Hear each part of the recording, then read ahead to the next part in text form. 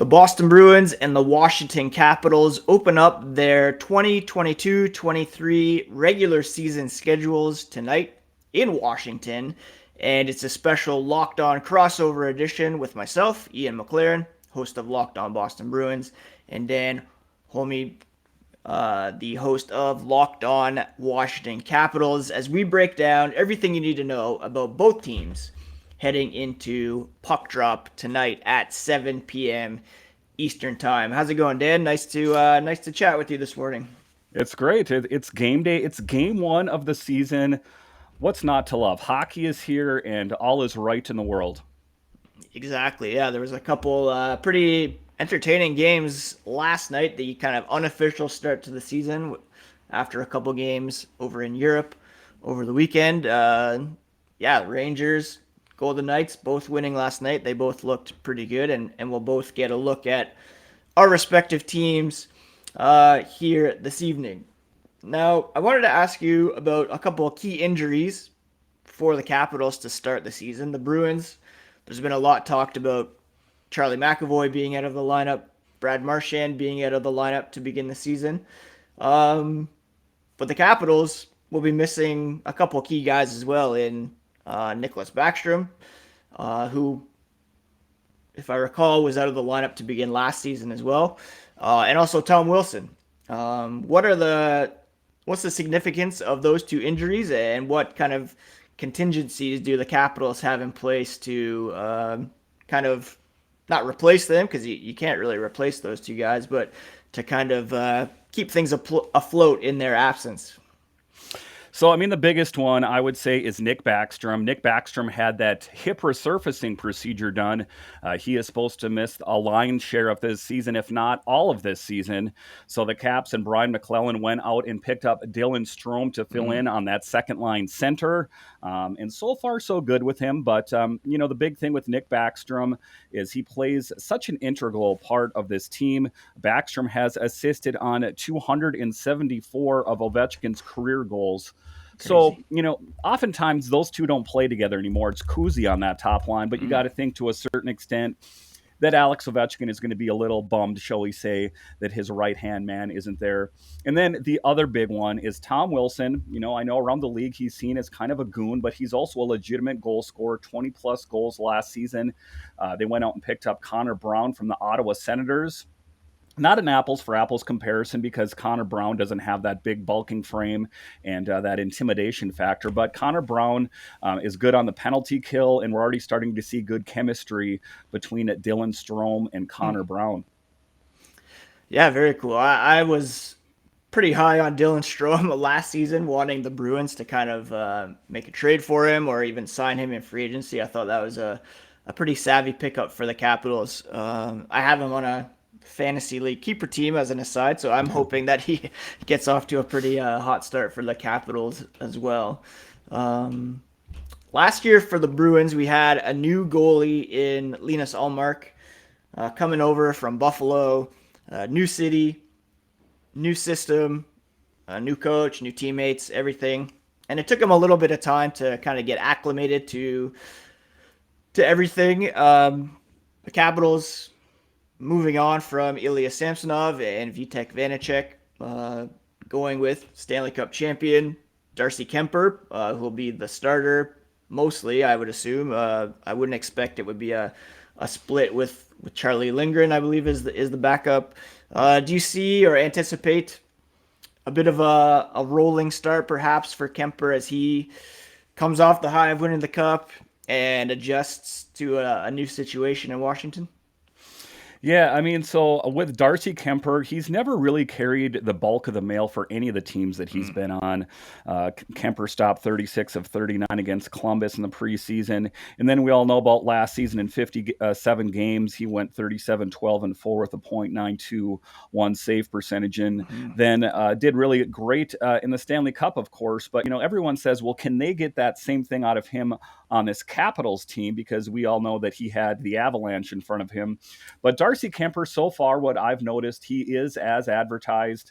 He has played well. He is a bit prone to the injury bug, I guess would be one of my causes of concern. His lingering lower body issues have impacted his play last season. In 50 games, he's missed 50 games in the last 2 seasons. So, it does seem like it was a good move to pick up someone like Charlie Lindgren, someone that, if called upon, can step in and play a bigger role. And he's a bit of an unproven commodity because he has played primarily in the AHL. And he has done good in the AHL, but he might get thrust into more duty this year as, Kemper isn't used to playing as much as I think the Capitals would like to see him play. Right. I'm wondering too about kind of maybe some players that have impressed in training camp, or some guys that might be flying a bit under the radar in Washington that Bruins fans should keep an eye on tonight, or who could step up and help, uh, keep this team in a playoff spot in the top four in the Metropolitan Division. Any kind of breakout guys or guys we should keep an eye on tonight? So a guy that came into camp on a mission is Alexi Produs. Mm. He kind of came in and he was hungry to play on this team. He had a brief stint last season, but he came in and has been playing very well. He's played in all the preseason games. And the good thing about these young players is they're more of like what I would call a Swiss Army knife. You can kind of put them in wherever and they don't really complain about it. Produs has played in all three forward spots, left wing, center, and right wing. And, when he's out there, he is a big bulking frame. He is 6'6", 235 pounds, 21 years old, played 33 games up with a big club last year, and just really kind of stood out, I would say, in training camp. And that is why he is still on the team now. There's a lot of guys, young guys, vying for positions on this team, and he was one of them along with Joe Snively. He made the team as well. So it's going to be interesting to see how it all shakes out. But Produs and Snively would be the big ones to look out for, along with, more familiar names like Strome and Connor Brown. But, you Right, take a right. look at the team. It's an aging roster, a bit like the Bruins, and the Penguins, kind of, Mm-hmm. reluctant to make these big changes. But, I think that this is what we're going to go with through the Ovechkin era. And then I think after that, you'll start to see more changes, integration of younger players into the lineup.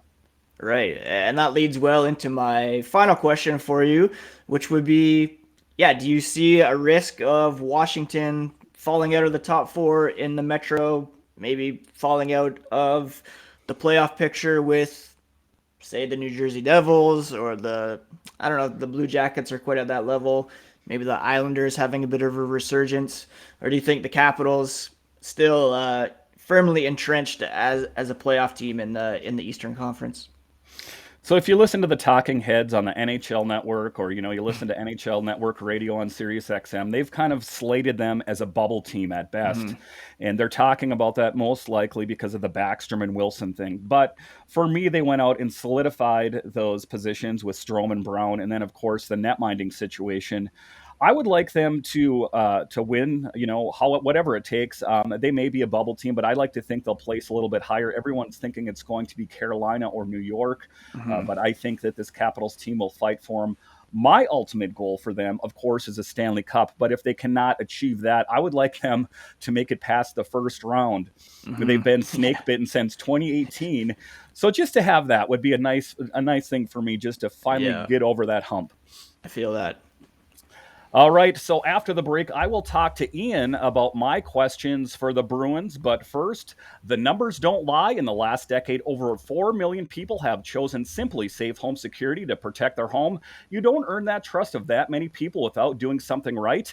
At SimpliSafe, your safety is the only thing that matters. I know because I use SimpliSafe in my own home. They protect you with cutting edge security technology powered by 24/7 professional monitoring agents who always have your back. Here's why I love it. I had an issue where someone broke into my house and they dispatched the police and eliminated the situation. With 24/7 professional monitoring, SimpliSafe's agents call you the moment a threat is detected and dispatch police or first responders in an emergency, even if you're not home or can't be reached. SimpliSafe blankets your home in protection with advanced sensors for every room, window, and door, HD security cameras for inside and outside your home, smarter ways to detect motion that only alerts you when a threat is real, and even hazards that instantly detect fires, floods, and other threats to your home. Customize the perfect system for your home in just a few minutes at simplisafe.com/lockedonnhl. Save 20% off your SimpliSafe security system when you sign up for an interactive monitoring plan and get your first month free. Visit simplisafe.com/lockedonnhl to learn more. There's no safe like SimpliSafe. All right, in this next segment, I am going to talk about the Bruins and what my questions are. There are quite a bit of questions. We talked about it a bit in the first segment there. How is this Bruins team going to do with out missing some integral players on the team? When the season begins, the Bruins will be without three key players: Brad Marchand, defenseman Charlie McAvoy, and Matt Grzelcyk. Talk to me about those injuries. Two huge players that everyone around the NHL, if you follow it, have heard those names. They're marquee names. Talk to me a little bit about the impact of those players on the Bruins and what it means in their absence. I mean, yeah, you can't understate the value of a Brad Marchand and a Charlie McAvoy to the Boston Bruins. They're arguably top five, at least top 10 at their respective positions around the NHL. So the Bruins definitely going to be hard pressed to excel without them for the first 6-7 weeks of the season. They're both expected to be back around Thanksgiving or the beginning of December. Now, the Bruins were able to still solidify the top six in Marchand's absence by having David Krejci return and also acquiring Pavel Zaka from the New Jersey Devils. So even without Marchand, the top six still looks pretty good with Zaka playing with his fellow countrymen in Krejci and David Pastrnak. And then it looks like Taylor Hall will start the season on the top line with Patrice Bergeron and Jake DeBrusk. So still a pretty decent top six without Brad Marchand, and his return will just help the depth of this team and solidify the third line with bumping a guy down. On defense, it's a bit murkier for sure. The Bruins were pretty short on depth on the right side as it was, having a left-hand shot playing over there. It was McAvoy logging heavy minutes, and then Brandon Carlo, Connor Clifton behind him. Now they did add Anton Stralman to training camp on a PTO. He has officially signed a one-year contract with the Bruins. He's a bit advanced in age. He logged heavy minutes for the Arizona Coyotes last season, which is no easy task, seeing how low they were in the standings. So I think there's still a bit left in the tank there. He's not going to replace Charlie McAvoy by any stretch of the imagination, but he can probably play some solid minutes alongside fellow Swede Hampus Lindholm. Just be solid in his own end, get the puck out. That's all he's going to be asked to do. So, like I said, it's going to be tough without those two guys, but there are contingencies in place to kind of keep them afloat, at least in their absences. All right. So the other question I have is, will Pavel Zaka be more productive than he was in New Jersey? Talk to me a little bit about Pavel and your thoughts on him. I think he's well positioned to improve on his production from the Devils. Last season, he didn't look as great. A couple of years ago in the COVID shortened year, I think it was his best kind of point per game rate. And I think the fact that he's playing on a one-year deal with the Bruins, the fact that he's going to start at least with David Krejci and David Pastrnak, that line played one game together in the preseason and looked fairly dynamic against the New York Rangers. So I think alongside those guys that he's familiar with from,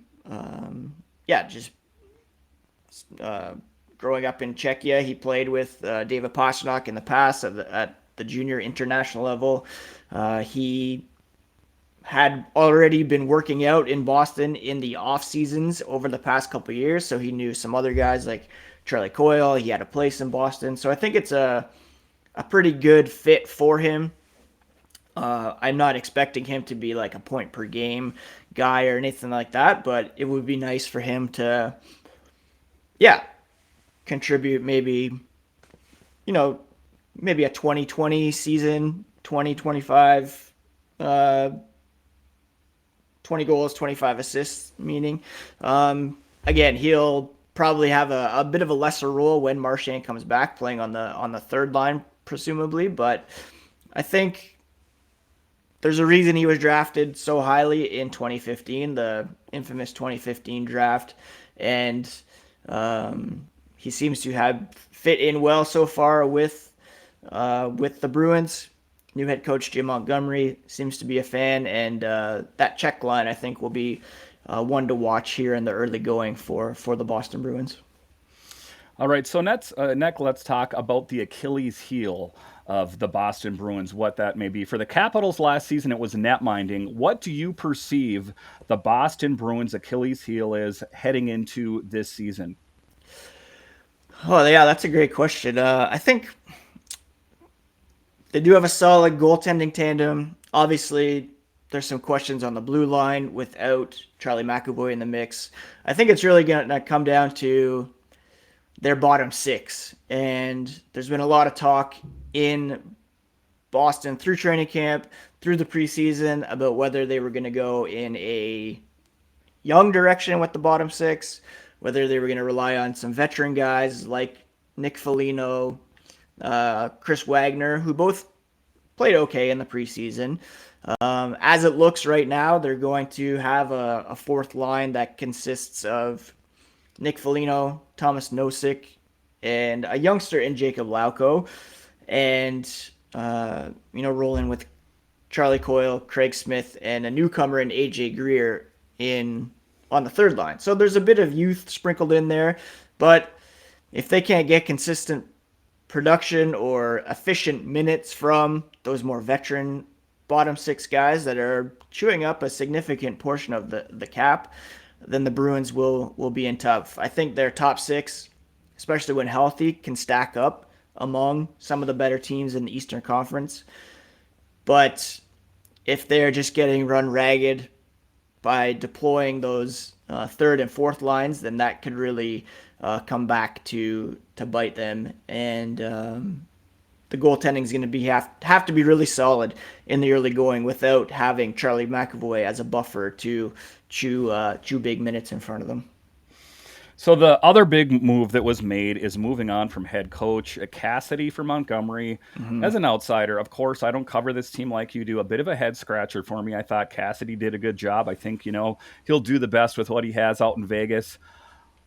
How much better is this Bruins team with Montgomery, or do you think they're better with Montgomery, or would they have been better with Cassidy? Fill us in, our Capitals listeners, on the coaching thing. Why do you think that went the way it went? Yeah, I mean, it's hard to say if they're going to be a better team under Jim Montgomery. It's a pretty tough task to improve on Bruce Cassidy's regular season performance, at least with the Boston Bruins. They were excellent at both ends of the ice. He had a very effective defensive system. There were some quibbles, perhaps, with how the offense ran. And the biggest issue was apparently how he related to some of the younger guys. He's already, there's a reason why he was picked up 9-10 days later by Vegas after being let go from the Bruins. He's an excellent coach. Jim Montgomery, he was pretty highly regarded when he went to Dallas. We all know the story of how he was let go. He really was very effective with the St. Louis Blues the last couple of years, especially kind of revamping their penalty kill. And he seems to be off to a pretty good start in terms of galvanizing the group, getting on the right page with some of the perhaps disillusioned younger guys, and embracing the leadership core that the Bruins have. So I think it's going to be tough to expect that Bruce Cassidy won a Jack Adams with the Bruins. Can Montgomery achieve that in his tenure? That remains to be seen. So that's a huge question that I have myself heading into the season is how they're going to perform and what the Montgomery factor is going to be for this team. All right, one final question of this segment.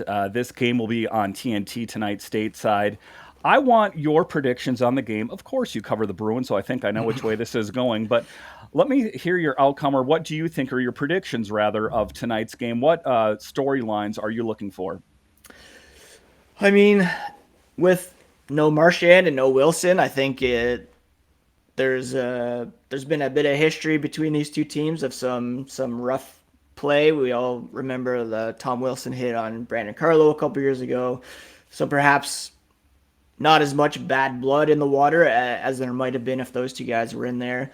I think we're going to see a pretty entertaining game. There's going to be a lot of, opening night. There's a lot of feeling out to begin, and then guys kind of settle in. These two teams always seem to play close games. It's probably going to be a one-goal game. I'm going to err on the side of Boston and say they're going to take it 3-2 tonight over the Capitals with Jeremy Swayman, who I presume will be a net, stepping up and having a pretty strong game. What about All yourself? right. How do you see this one playing out? Well, for me, I think the storylines out there too, like you were talking about Wilson being out. I think that it's going to factor who is going to be the sandpaper personality or the enforcer on the Capitals. I guess it remains to be seen if Produs. We know that Hathaway's a bit of a chirper, so maybe he will step in his absence. But I do think the Capitals will win this game, of course. But I guess we will see what happens a bit later tonight. All right, so after the break here, we will talk about our thoughts on what we think is going to happen. And as far as how many points, we'll talk about the point predictions for both of our teams. Do we think it's a little bit over or under what they're supposed to be? We'll talk about that next. All right, welcome back into this crossover edition of Locked On Bruins and Locked On Capitals, where it's your team every day. So, in this segment, we are going to talk about, I'll ask you first about the Bruins, the points over and under. So, odds makers are already out there predicting where our respective teams are going to be. The Bruins, the prediction for them, are they over or under the points that they're projecting them to be? Yeah, I believe the last time I looked at it, I think it was 96.5 for the Bruins. That would be double digit dip from last season. And I think there's reason to believe that they will be a bit down from last season because of the injuries. It's kind of going to be a tale of two seasons for the Bruins. There's going to be the Bruins without Marchand and McAvoy, and the Bruins once they return. I think once they return, they should be a better team than last season, at least on paper. But this early stages could be a struggle to gain as many points as possible. So I think they could still challenge for a 100-point season, especially in today's kind of 3-point game system where you pick up the loser point.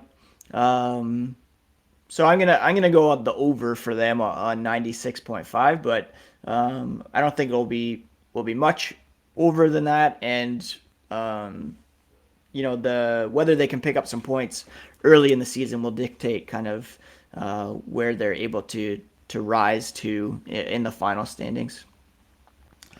So yeah, and then for the Capitals, for me, I know they've kind of pegged them a little bit lower this year, and they've done that in part because of the subtraction of Backstrom and Wilson from the lineup, and it's an aging core. We've heard all these things before, but I ultimately think they will overachieve.